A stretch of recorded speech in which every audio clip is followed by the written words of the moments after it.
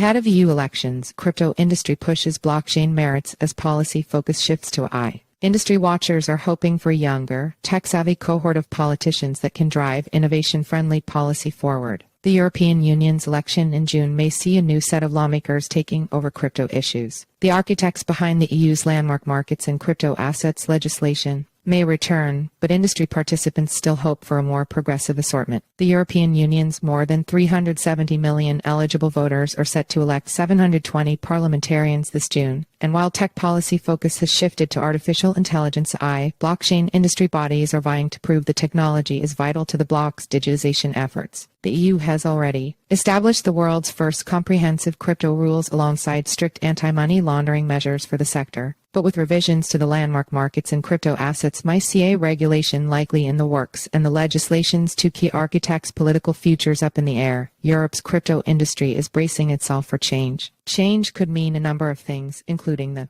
industry potentially losing the handful of lawmakers who really know crypto, or a slackening of new policymaking. More challenging still is getting ahead of shaping the sector's new role in a discourse centered on artificial intelligence AI, something the EU has already started legislating. Earlier this year, 4 leading EU industry groups joined forces to pen a manifesto pledging to promote the use of blockchain tech in the bloc to avoid falling behind in the global race towards a digital economy. The groups say the timing for the manifesto is crucial considering the upcoming elections and political changes Europe will undergo this year, and makes a case for continuing work on blockchain. While we recognize the intrinsic value of technologies like artificial intelligence, virtual reality, and robotics, we believe that blockchain will serve as the trust layer for the convergence of all these technologies, allowing them to build upon each other and form the framework of the future digital economy, the manifesto said. Young blood. The association's hope is that a new and hopefully younger parliament will be easier to approach than the last, at least where digitization is concerned. For crypto and blockchain policy in particular, political parties may matter less than lawmakers' age, according to Robert Kopich, Secretary General of Blockchain for Europe, one of the 4 industry associations that collaborated on the manifesto. If you have a wallet full of crypto, you're much more open to the idea that this will be part of the future economy, right? Because you have it, you know how it works, you understand it, Kopich said during an interview with CoinDesk. Marina Marquezic, company founder of the European crypto initiative USI, which also collaborated on the manifesto, says younger politicians are likely to be more tech-savvy as well. So it would be, kind of also easier to explain to talk to them about blockchain technology, Marquezic said. But first, things overall might potentially slow down, according to Benedikt Foppel at German Digital Industry Association BICAM, just because we don't know how the elections play out. MiCA architect up for re-election. Crypto policy in the European Parliament EP didn't have a lot of support to begin with and was spearheaded by mostly 3 or 4 people, Marquezic said. Kopich and Marquezic agree that Greek politician and former EP Vice President Eva Kaili was crypto's driving force in government. Kaili's dismissal from Parliament over a high-profile corruption scandal was seen as a blow to policy efforts, but thanks to German lawmaker Stefan Berger, MiCA made it through to the end of the line. Berger, who was the rapporteur for the package and in charge of handling the framework, through negotiations, helped stamp an effort by the EP's Green politicians to limit the use of the energy-intensive proof-of-work consensus mechanism that would have effectively banned Bitcoin in the Union. He did so much, said Marquezic, referring to Berger's work on MiCA. Berger is currently rapporteur for the EU's legislative proposals for a digital euro, but is also up for re-election this June.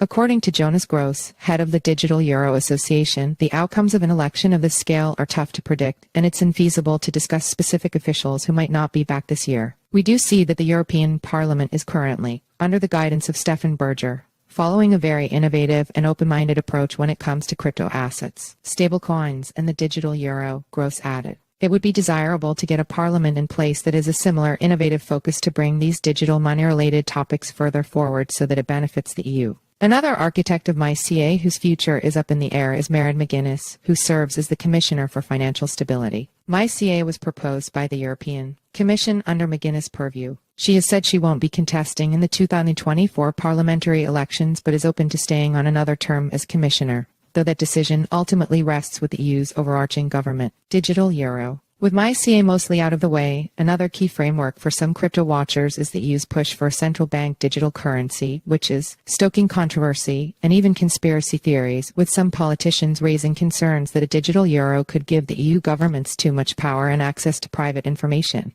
According to Anne-Sophie Gogol, manager at KPMG Germany and executive board member of the Digital Euro Association, some right-wing political parties are using plans for a digital euro to create a mood against the European Union. They are using words such as control and surveillance. They also accuse the digital euro of excluding marginalized groups, Gogol said in a written statement. We fear that this trend will also have an impact in Europe after the elections, a larger proportion of right-wing populist representatives in the EP, and therefore the risk that the topic of the digital euro will be misused for misinformation. Polls are projecting rising support for the far right, but likely not enough to tip the scales in favor of anti-EU sentiment this election. If these parties do snag a nice chunk of new seats, though, it could massively slow down the policymaking process for a digital euro, Gogol said. Positioning blockchain and AI. The EU's tech policy priorities have shifted away from crypto to focus on AI, and the crypto industry is pushing for the application of blockchain technology in conjunction with AI, according to Anya Blaj, policy expert at USI.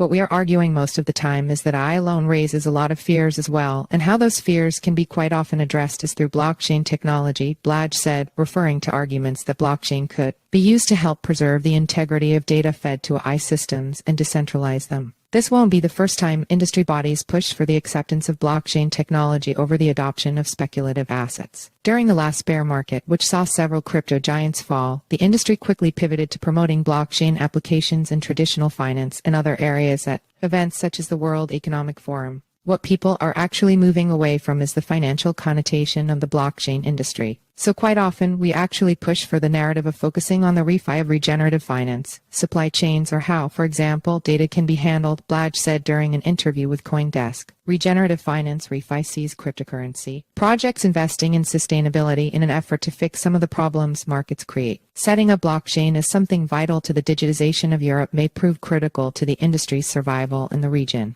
When the current government was formed, there was a lot of hype around blockchain, and Europe was the first to get moving on policy and initiatives, Marquez said. Now it is more on AI, and why would you use your political power in order to talk about something that might not be that present anymore? Marquez said of the risk of fading political interest in blockchain. The elections will take place from June 6 to 9.